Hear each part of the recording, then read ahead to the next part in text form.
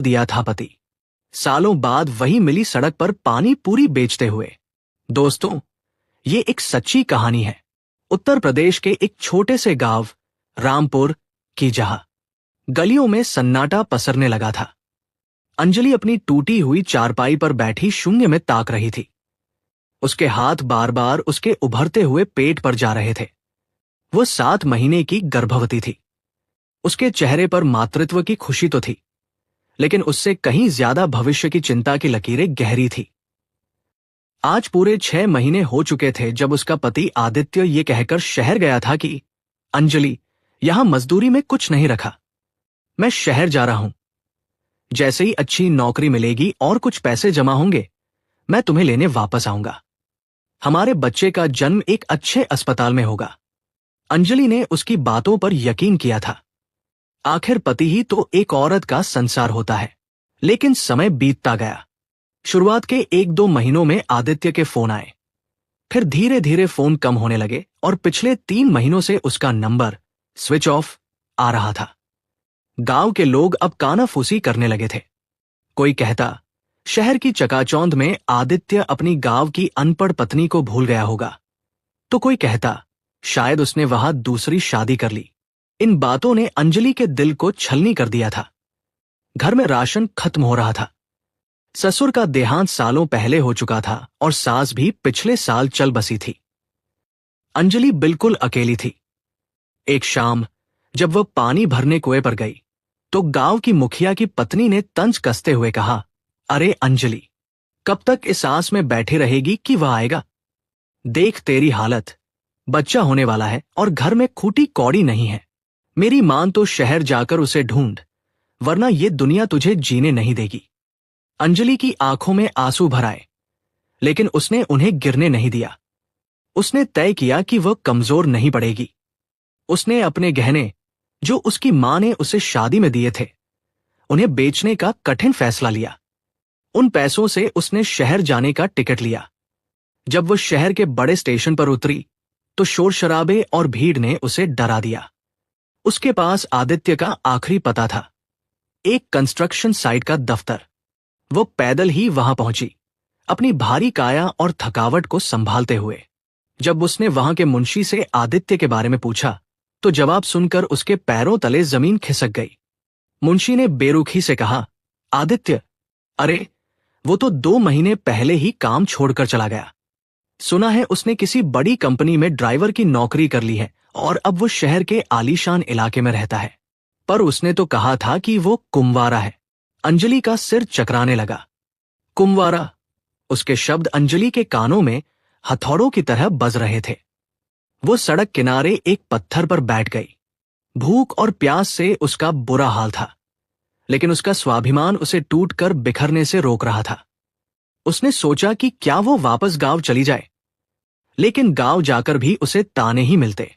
तभी उसकी नजर एक पानी पूरी गोलगप्पे के ठेले पर पड़ी, जहां एक बूढ़ा आदमी बड़ी मेहनत से लोगों को खिला रहा था।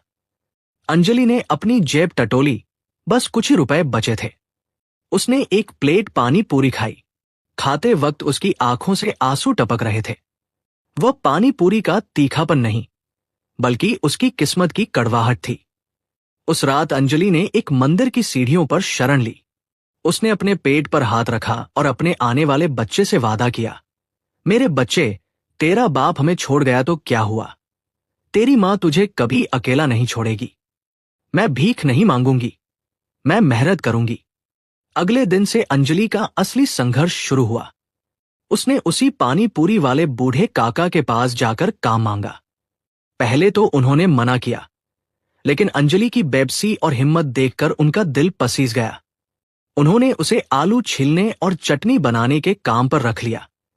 महीने बीतते गए।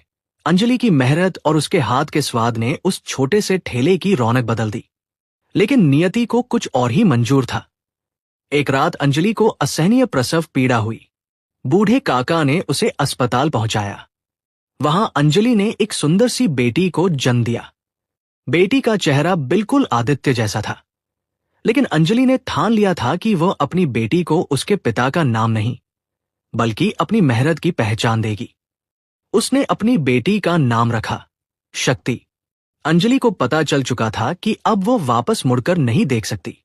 वो औरत जो कभी घर की दहलीज पार करने से डरती थी, अब शहर की सड़कों पर अपनी तकदीर लिखने को तैयार थी। उसे नहीं पता था कि आने वाले साल उसे किस मोड़ पर ले जाएंगे, या फिर कभी उसे आदित्य दोबारा मिलेगा या नहीं, लेकिन उसे खुद पर भरोसा था। अंजलि के जीवन का एक नया अध्याय शुरू हो चुका था। अस्पताल से छुट्टी मिलने के बाद जब वो नन्ही शक्ति को गोद में लेकर वापस आई, तो उसके सामने सबसे बड़ी चुनौती सिर छुपाने की जगह और गुजर बसर की थी। बूढ़े काका, जिन्हें शहर की गलियों में लोग रहीम चाचा कहते थे, उन्होंने अंजलि को अपने छोटे से घर के बाहर बना एक छोटा सा कमरा रहने के लिए दे दिया। अंजलि का दिन अब सूरज उगने से पहले ही शुरू हो जाता था। एक तरफ नन्ही जान की जिम्मेदारी और दूसरी तरफ पेट भरने की जद्दोजहद। वो सुबह जल्दी उठकर गोलगप्पों के लिए पूरियां तलती, तीखा और मीठा पानी तैयार करती और फिर दोपहर होते ही रहीम चाचा के साथ ठेले पर निकल जाती। शुरुआत में लोग एक महिला को ठेले पर काम करते देख तरह तरह की बातें करते थे। कोई कहता, देखो अब औरतें भी सड़क पर ठेला लगाएंगी, तो कोई हमदर्दी जताता। लेकिन अंजलि ने अपने कान बंद कर लिए थे। उसका पूरा ध्यान सिर्फ अपनी बेटी के भविष्य पर था। समय का पहिया अपनी गति से घूमता रहा। धीरे धीरे एक साल बीत गया। अंजलि ने महसूस किया कि रहीम चाचा अब बूढ़े हो रहे हैं और उनके हाथों में अब वैसी ताकत नहीं रही। एक दिन रहीम चाचा ने अंजलि को पास बिठाया और कहा, बिटिया, मैंने अपनी पूरी जिंदगी इस ठेले पर गुजार दी। मेरी अपनी कोई औलाद नहीं है। अब मेरा शरीर जवाब दे रहा है। आज से ये ठेला तेरा हुआ। तू अपनी मेहनत से इसे चला और अपनी बेटी को बड़ा आदमी बना। अंजलि की आंखों में आंसू आ गए। उसने चाचा के पैर छुए और उस दिन के बाद से वह अंजलि पानी पूरी की मालकिन बन गई। उसने अपने काम में सफाई और स्वाद का ऐसा जादू पिरोया कि उसके ठेले पर भीड़ उमड़ने लगी। उसने अपने तीखे पानी में कुछ खास मसालों का मिश्रण करना शुरू किया, जिसकी महक दूर दूर तक जाती थी। शहर के उस व्यस्त चौराहे पर, जहां बड़ी बड़ी गाड़ियां गुजरती थी, अंजलि का ठेला अब एक जाना माना नाम बन चुका था। उसकी बेटी शक्ति अब 3 साल की हो गई थी और पास के एक छोटे से स्कूल में जाने लगी थी। अंजलि उसे तैयार करके स्कूल भेजती और फिर शाम को अपने साथ ठेले पर बिठा लेती। शक्ति अपनी मां को मेहनत करते देख रही थी और वही हिम्मत उसके अंदर भी पनप रही थी। दूसरी तरफ आदित्य की जिंदगी पूरी तरह बदल चुकी थी। उसने शहर में आकर अपनी पुरानी पहचान को दफन कर दिया था। उसने एक अमीर बिजनेस टाइकून की बेटी, जिसका नाम माया था, उसे अपनी बातों के जाल में फंसा लिया था। माया के पिता की मदद से उसने अपनी खुद की एक ट्रांसपोर्ट कंपनी खड़ी कर ली थी। आदित्य अब आदित्य खन्ना बन चुका था। वो महंगे सूट पहनता, लग्जरी कारों में घूमता और बड़े बड़े होटलों में खाना खाता। उसने कभी पीछे मुड़कर नहीं देखा कि उस गांव में, जिसे वो पीछे छोड़ आया था, एक औरत उसके बच्चे को पालने के लिए संघर्ष कर रही होगी। लेकिन कुदरत का इंसाफ अपना रास्ता खुद बनाता है। एक दिन आदित्य अपनी नई मर्सिडीज कार से किसी जरूरी मीटिंग के लिए जा रहा था। अचानक शहर के उसी मुख्य चौराहे पर उसकी कार का टायर पंचर हो गया। ट्रैफिक जाम होने की वजह से उसका ड्राइवर गाड़ी किनारे लगाकर टायर बदलने लगा। चिलचिलाती धूप थी और आदित्य को प्यास लग रही थी। वह कार से बाहर निकला और ठंडी हवा की तलाश में इधर उधर देखने लगा। तभी उसकी नजर सड़क के उस पार एक साफ सुथरे ठेले पर पड़ी, जहां लोगों की काफी भीड़ थी। ठेले पर बड़े बड़े अक्षरों में लिखा था, स्वाभिमान पानी पूरी। भीड़ को देखकर आदित्य के मन में उत्सुकता जागी। उसे लगा कि यहां जरूर कुछ खास होगा। वो अपनी पहचान छिपाने के लिए धूप का चश्मा, सनग्लासेस लगाकर उस ठेले की तरफ बढ़ने लगा। जैसे जैसे वो पास पहुंच रहा था, उसे एक जानी पहचानी खुशबू आ रही थी। वही खुशबू जो बरसों पहले रामपुर के उसके छोटे से घर की रसोई से आती थी। ठेले पर एक महिला बहुत तेजी से लोगों को पानी पूरी खिला रही थी। उसके चेहरे पर पसीना था, लेकिन उसकी आंखों में एक अजीब सी चमक और आत्मविश्वास था। वह महिला कोई और नहीं, अंजलि ही थी। आदित्य भीड़ के पीछे खड़ा हो गया और अपनी बारी का इंतजार करने लगा। तभी एक छोटी सी बच्ची, जो लगभग 4-5 साल की लग रही थी, अंजलि के पास दौड़ती हुई आई और बोली, माँ, मुझे भूख लगी है। अंजलि ने मुस्कुराते हुए एक प्लेट में पानी पूरी रखी और उसे प्यार से खिलाया। ये नजारा देख आदित्य का दिल एक पल के लिए धड़कना भूल गया। उस बच्ची की आंखें, उसकी नाक का नक्शा, वह बिल्कुल आदित्य की तरह थी। अंजलि का ध्यान अभी ग्राहकों पर था। उसने ऊपर नहीं देखा। आदित्य के मन में उथल पुथल मच गई। वो सोचने लगा, क्या ये वही अंजलि है? क्या ये मेरी बेटी है? डर और शर्म ने उसे जकड़ लिया। वो वहां से भागना चाहता था, लेकिन उसके कदम जैसे जमीन में धंस गए थे। तभी भीड़ थोड़ी कम हुई और अंजलि ने ऊपर देखा। उसकी नजरें सीधे आदित्य से टकराई। हालांकि आदित्य ने चश्मा पहना था, लेकिन 7 साल का साथ और एक उम्र का इंतजार। अंजलि ने उसे एक पल में पहचान लिया। अंजलि के हाथ में जो पानी का लोटा था, वह जमीन पर गिर गया। खामोशी इतनी गहरी थी कि सड़क का शोर भी फीका पड़ गया। आदित्य का चेहरा पीला पड़ चुका था। वो हक्का बक्का होकर उसे देख रहा था। उसे उम्मीद नहीं थी कि जिस पत्नी को वो बेसहारा छोड़ गया था, वो आज इस शहर के सबसे व्यस्त चौराहे पर इतनी हिम्मत के साथ खड़ी होगी। अंजलि ने खुद को संभाला। उसकी आंखों में नफरत नहीं, बल्कि एक ठंडा गुस्सा और गर्व था। उसने गहरी सांस ली और अपनी बेटी शक्ति का हाथ थाम लिया। आदित्य ने धीरे से अपना चश्मा उतारा। उसकी आंखों में डर साफ दिख रहा था। उसने कांपती आवाज में कहा, अंजलि, तुम यहां? अंजलि ने उसे कोई जवाब नहीं दिया। उसने बड़े ही पेशेवर तरीके से एक प्लेट उठाई, उसमें पानी पूरी डाली और आदित्य की तरफ बढ़ाते हुए कहा, साहब, प्लेट लीजिए। 10 रुपए की एक प्लेट है। यहां सिर्फ काम की बातें होती हैं, पुराने रिश्तों की नहीं। आदित्य सन्न रह गया। उसे लगा था कि अंजलि उसे देखते ही रोने लगेगी या उस पर चिल्लाएगी, लेकिन उसका ये संयम और साहब कहना आदित्य के सीने में खंजर की तरह लगा। आदित्य के हाथ कांप रहे थे। अंजलि द्वारा थमाई गई वह पानी पूरी की प्लेट उसे किसी भारी बोझ की तरह लग रही थी। वो एक सफल बिजनेसमैन था, जो हजारों लोगों को निर्देश देता था, लेकिन आज एक मामूली ठेले के सामने वो खुद को दुनिया का सबसे छोटा इंसान महसूस कर रहा था। उसके आसपास खड़े लोग अपनी अपनी प्लेटों का आनंद ले रहे थे। किसी को भनक भी नहीं थी कि वहां एक पति और पत्नी के बीच कितना गहरा सन्नाटा पसरा है। आदित्य ने हकलाते हुए कहा, अंजलि, ये सब क्या है? तुम यहां सड़क पर ये काम कर रही हो? और ये बच्ची, क्या ये मेरी? अंजलि की आंखों में एक तीखी चमक आई। उसने बिना अपनी लय खोए दूसरे ग्राहक को पानी पूरी देते हुए कहा, साहब, इस चौराहे पर बहुत शोर है, शायद आपको सुनाई नहीं दिया। मैंने कहा 10 रुपए की प्लेट है। अगर खाना है तो खाइए, वरना मेरा और मेरे ग्राहकों का समय बर्बाद मत कीजिए। रही बात इस बच्ची की, तो इसका नाम शक्ति है और ये सिर्फ मेरी बेटी है। इसके भविष्य में किसी आदित्य नाम के शख्स का कोई हिस्सा नहीं है। आदित्य का अहंकार उसे झकझोर रहा था। उसने जेब से 500 का नोट निकाला और ठेले पर पटकते हुए कहा, तमीज से बात करो अंजलि, मैं तुम्हारा पति हूं। तुम्हें पता है मैं आज किस मुकाम पर हूं? मैं तुम्हें इस जिल्लत भरी जिंदगी से निकाल सकता हूं। अंजलि जोर से हंसी, लेकिन उस हंसी में दर्द और व्यंग्य था। उसने चिमटे से वो नोट उठाया और वापस आदित्य की तरफ बढ़ाते हुए कहा, जिल्लत?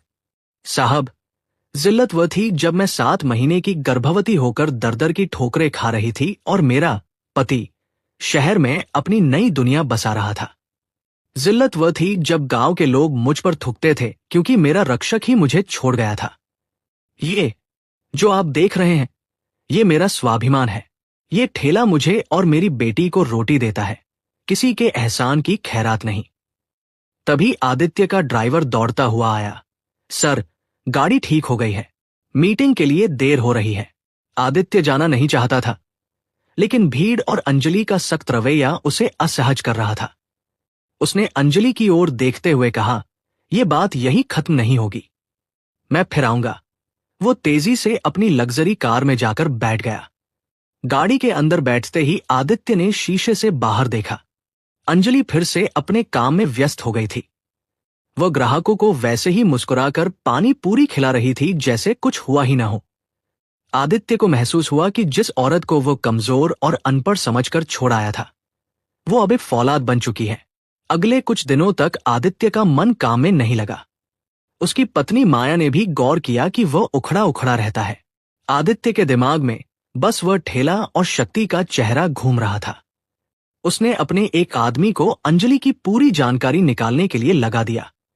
2 दिन बाद उसे पता चला कि अंजलि ने कितनी मुश्किलों से अपनी जान बचाई, कैसे रहीम चाचा ने उसकी मदद की और कैसे उसने दिन रात एक करके इस शहर में अपनी जगह बनाई।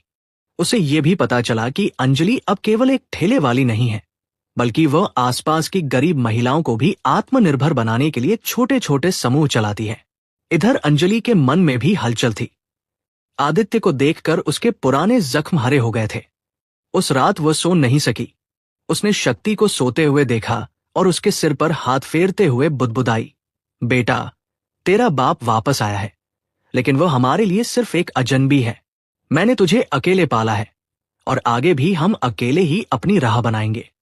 चौथे दिन आदित्य फिर से उसी चौराहे पर पहुंचा। इस बार वह अकेले था और उसके पास कोई महंगी कार नहीं थी। वह साधारण कपड़ों में आया और चुपचाप एक कोने में खड़ा होकर अंजलि को देखता रहा। उसने देखा कि कैसे एक पुलिस वाला अंजलि को परेशान करने की कोशिश कर रहा था। शायद वह हफ्ते रिश्वत की मांग कर रहा था। आदित्य आगे बढ़ना ही वाला था कि उसने देखा अंजलि खुद ही उस पुलिस वाले से निडर होकर बात कर रही थी।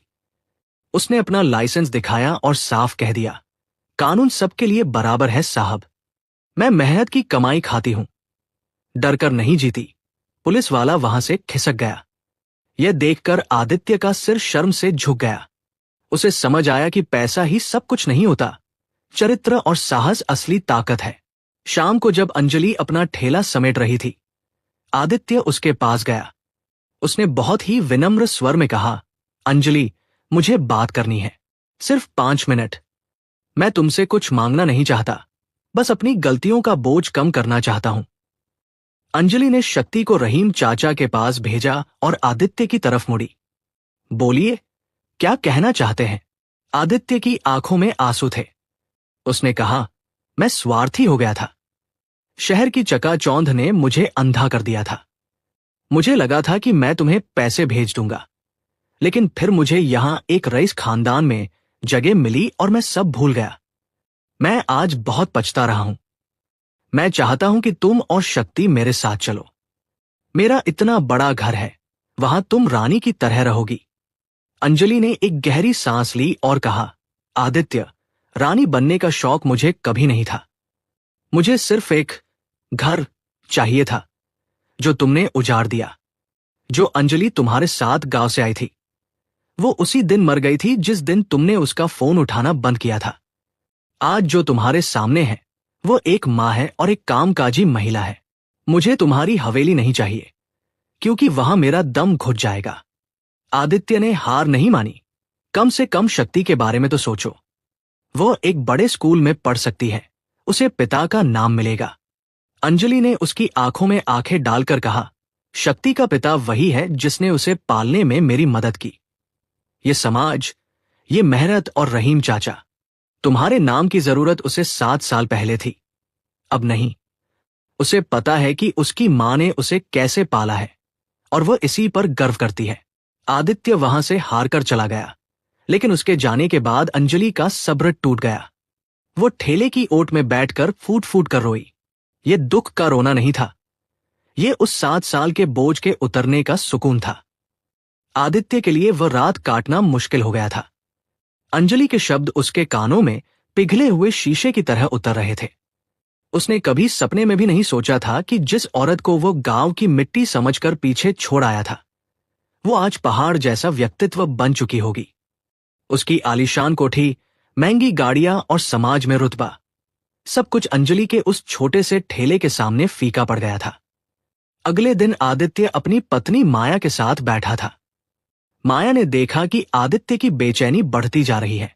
उसने पूछा, आदित्य, पिछले कुछ दिनों से तुम कहाँ खोए रहते हो? ऑफिस का काम भी पेंडिंग है और तुम रात भर सो नहीं रहे। आदित्य ने पहले तो बात छिपाने की कोशिश की, लेकिन फिर उसे लगा कि सच ज्यादा दिन नहीं दबेगा। उसने कांपती आवाज में माया को अंजलि और अपनी पहली शादी के बारे में सब कुछ बता दिया। ये सुनते ही माया के पैरों तले जमीन खिसक गई। वो एक आधुनिक और पढ़े लिखे परिवार से थी। उसने गुस्से में कहा, तुमने मुझसे इतना बड़ा झूठ बोला। तुमने एक मासूम औरत को उसकी गर्भावस्था में अकेला छोड़ दिया। आदित्य, तुम एक सफल बिजनेसमैन तो बन गए, लेकिन इंसानियत में तुम आज भी जीरो हो। माया ने तुरंत आदित्य के साथ रहने से मना कर दिया और अपने पिता के घर चली गई। आदित्य अब पूरी तरह से अकेला हो गया था। उसके पास पैसा तो था, लेकिन सुकून और रिश्ते खत्म हो चुके थे। उसे एहसास हुआ कि उसने अंजलि के साथ जो किया वही आज उसके साथ हो रहा है। इधर अंजलि ने अपनी दिनचर्या नहीं बदली। वह जानती थी कि आदित्य का आना उसके जीवन में एक परीक्षा है। अगले दिन उसने अपने ठेले पर एक नया बोर्ड लगाया, गरीब और अनाथ बच्चों के लिए रविवार को मुफ्त सेवा। उसकी दुकान अब सिर्फ पेट भरने का जरिया नहीं, बल्कि सेवा का केंद्र बन गई थी। एक दोपहर अंजलि अपने ठेले पर व्यस्त थी। तभी उसने देखा कि सड़क के दूसरी तरफ कुछ गुंडे एक बूढ़े व्यक्ति को परेशान कर रहे हैं। वह तुरंत वहां पहुंची। वह कोई और नहीं, रहीम चाचा थे, जो बाजार से सामान लेकर आ रहे थे। अंजलि उन गुंडों के सामने चट्टान बनकर खड़ी हो गई। उसने चीख कर कहा, खबरदार, अगर इन्हें छुआ भी, कानून बाद में आएगा, पहले मेरा हाथ चलेगा। अंजलि की हिम्मत देख भीड़ भी जमा हो गई और गुंडे भाग खड़े हुए। रहीम चाचा ने अंजलि के सिर पर हाथ रखा और कहा, बेटी, तू सिर्फ मेरी वारिस नहीं, तू इस शहर की बेटियों के लिए मिसाल है। तभी वहां एक बड़ी काली गाड़ी रुकी। इस बार उसमें से आदित्य उतरा, लेकिन उसके चेहरे पर अहंकार नहीं, बल्कि गहरी ग्लानि थी। उसने अंजलि के सामने हाथ जोड़ लिए। उसने धीमी आवाज में कहा, अंजलि, मेरा सब कुछ खत्म हो गया। माया मुझे छोड़कर चली गई, क्योंकि उसे मेरा सच पता चल गया। मेरा व्यापार भी घाटे में जा रहा है, क्योंकि मेरा ध्यान कहीं नहीं लग रहा। शायद ये मेरे पापों की सजा है। मुझे माफ कर दो। मैं शक्ति को अपना नाम देना चाहता हूं। मैं उसके नाम पर अपनी आधी जायदाद वसीयत करना चाहता हूं। अंजलि ने बड़े शांत भाव से उसकी ओर देखा। उसने शक्ति को पास बुलाया, जो अब चुपचाप सब सुन रही थी। अंजलि ने शक्ति से पूछा, बेटा, ये आदमी कह रहा है कि ये तुम्हारा पिता है और तुम्हें बहुत सारा पैसा देना चाहता है। क्या तुम्हें इसकी जरूरत है? ननी शक्ति, जो अपनी मां के संघर्षों को देखकर बड़ी हुई थी, उसने आदित्य की आंखों में आंखें डालकर कहा, साहब, स्कूल में मेरी टीचर ने सिखाया है कि मेहनत की रोटी सबसे मीठी होती है। मुझे आपके पैसों की जरूरत नहीं है, क्योंकि मेरी मां मेरे लिए पूरी दुनिया है। और रही बात नाम की, तो मेरा नाम शक्ति अंजलि है। मुझे किसी और नाम की जरूरत नहीं। आदित्य के पास अब कोई जवाब नहीं था। एक छोटी सी बच्ची ने उसे जीवन का सबसे बड़ा पाठ पढ़ा दिया था। अंजलि ने आदित्य से कहा, आदित्य, तुमने कहा कि तुम्हारी जायदाद और तुम्हारा नाम, ये सब तुम्हारे अहंकार के हिस्से हैं। जिस दिन तुमने मुझे छोड़ा था, उस दिन तुमने मेरा दिल नहीं, बल्कि मेरा भरोसा तोड़ा था। भरोसा एक बार टूट जाए तो वह करोड़ों रुपयों से भी नहीं जुड़ता। तुम वापस जाओ और अपनी जिंदगी सुधारने की कोशिश करो, लेकिन याद रखना, अब हमारा रास्ता अलग है। आदित्य वहां से चला गया। उस दिन के बाद वह कभी उस चौराहे पर नहीं दिखा। अंजलि ने अपनी बेटी का हाथ थामा और उसे अपनी गोद में उठा लिया। उसने आसमान की तरफ देखा और एक लंबी सांस ली। उसे आज लगा कि उसने वाकई अपनी लड़ाई जीत ली है। उसने ठान लिया कि वो अब अपना छोटा सा होटल खोलेगी, जहां केवल शुद्धता और प्यार से बना खाना मिलेगा। उसने अपनी बचत से एक छोटी सी जमीन देखी और अपने सपनों के स्वाभिमान ढाबा की नींव रखी। शहर की महिलाओं ने भी अंजलि का साथ दिया। वो अब अकेली नहीं थी। उसके साथ उन सैकड़ों महिलाओं की दुआएं थी, जिन्हें उसने काम सिखाया था। समय अपनी निरंतर गति से चलता रहा और 3 साल और बीत गए। अंजलि का वो छोटा सा ठेला अब स्वाभिमान भोजनालय नामक एक खूबसूरत और साफ सुथरे रेस्टोरेंट में बदल चुका था। ये केवल एक खाने की जगह नहीं थी, बल्कि ये उन महिलाओं के लिए एक उम्मीद की किरण थी जिन्हें समाज या उनके अपनों ने ठुकरा दिया था। अंजलि के रेस्टोरेंट में काम करने वाला हर व्यक्ति, चाहे वह रसोइया हो या वेटर, वो किसी न किसी संघर्ष से निकल कर आया था। अंजलि अब शहर की एक प्रतिष्ठित महिला बन चुकी थी। उसे कई सामाजिक संस्थाओं द्वारा वुमन एम्पावरमेंट, महिला सशक्तिकरण के पुरस्कारों से नवाजा गया था। उसकी बेटी शक्ति अब 9 साल की हो गई थी और शहर के सबसे अच्छे स्कूल में पढ़ रही थी। लेकिन वो आज भी स्कूल से आने के बाद अपनी माँ के साथ रेस्टोरेंट में बैठती और वहां आने वाले गरीब बच्चों को मुफ्त में पढ़ाती थी। एक शाम जब शहर में भारी बारिश हो रही थी, अंजलि अपने काउंटर पर बैठी हिसाब देख रही थी। तभी रेस्टोरेंट के दरवाजे पर एक अधेड़ उम्र का आदमी आया। उसके कपड़े फटे हुए थे, बाल बिखरे थे और चेहरे पर हड्डियों का ढांचा साफ नजर आ रहा था। वो ठंड से कांप रहा था। उसने हिचकिचाते हुए वेटर से पूछा, क्या मुझे थोड़ा गर्म पानी और बचा हुआ कुछ खाना मिल सकता है? मेरे पास पैसे नहीं हैं। वेटर उसे बाहर निकालने ही वाला था कि अंजलि की नजर उस पर पड़ी। उसने वेटर को रोका और कहा, इन्हें आदर के साथ अंदर बिठाओ और गर्मा गर्म थाली परोसो। हमारे यहां कोई भूखा नहीं जाता। जब वह आदमी टेबल पर बैठा और खाना उसके सामने आया तो उसकी आंखों से आंसू बहने लगे। उसने कांपते हाथों से निवाला उठाया। अंजलि को कुछ अजीब सा महसूस हुआ। वो धीरे धीरे उस टेबल के पास गई। जैसे ही उस आदमी ने सिर ऊपर उठाया, अंजलि के होश उड़ गए। वह कोई और नहीं, आदित्य था। लेकिन वह पहले वाला समृद्ध और अहंकारी आदित्य नहीं था। वह पूरी तरह बर्बाद हो चुका था। बाद में पता चला कि माया के जाने के बाद उसके बिजनेस पार्टनर ने उसे धोखा दिया और उसकी सारी संपत्ति हड़प ली। वो सड़क पर आ गया था और दर-दर की ठोकरें खा रहा था। आदित्य ने अंजलि को पहचाना और शर्म के मारे अपना चेहरा झुका लिया। उसने अपनी थाली धकेल दी और उठकर जाने लगा। अंजलि ने उसे रोका और बहुत ही शांत आवाज में कहा, खाना पूरा कीजिए आदित्य जी, अन्न का अपमान नहीं करते। आदित्य फूट फूट कर रोने लगा। उसने कहा, अंजलि, मुझे सजा मिल गई। कुदरत ने मुझे उसी मोड़ पर खड़ा कर दिया जहां मैंने तुम्हें छोड़ा था। मैं भूखा हूं, बेसहारा हूं और सबसे बड़ी बात, मैं अपराधी हूं। मुझे माफ मत करना, बस मुझे धिक्कार दो ताकि मेरा बोझ कम हो सके। अंजलि ने एक गहरी सांस ली। उसने आदित्य की ओर देखा। जहां कभी गुस्सा और नफरत होती थी, वहां अब सिर्फ करुणा थी। उसने कहा, आदित्य, मैंने तुम्हें बहुत पहले माफ कर दिया था। नफरत पालने के लिए भी दिल में जगह चाहिए होती है, और मैंने वह जगह अपनी बेटी के प्यार और अपने काम से भर दी है। तुम आज जहां हो, वो तुम्हारे कर्मों का फल है, मेरी बद्दुआ नहीं।